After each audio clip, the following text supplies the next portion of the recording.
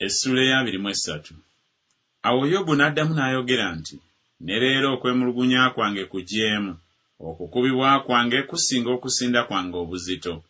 Singa mmanyi gye nnyinza okumulabira, singa nnyinza okutuuka n'awali entebe ye. Nandiriraanyiza ensonga yange mu maaso ge, ne njijuza akamwa kange ensonga. Nandimanye ebigambo bye yandinzizeemu, ne ntegeera bye yandiŋŋambye.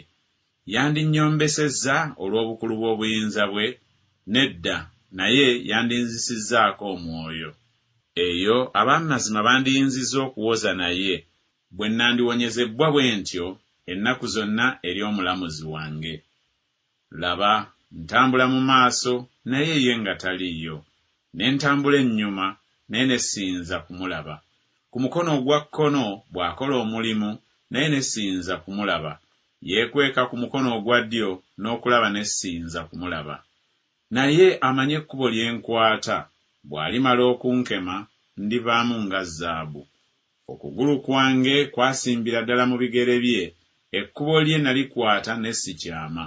Siddanga nnyuma okuva mu kiragiro eky'emimwa gye. Natereka ebigambo eby'akamwa ke okusinga emmere yange eŋŋwanira. Naye ye alowooza bumu, era ani ayinza okumukyusa? Era emmeeme ye kye yeegomba ekyo ky'akola, kubanga atuukiriza ekyo ekyanteekerwawo. N'ebingi ebiri bwe bityo biri naye. Kyenva neeraliikirira ye okubaawo bwe ndowooza mmutya. Kubanga Katonda azirisizza omutima gwange, era omuyinza w'ebintu byonna anteganyizza.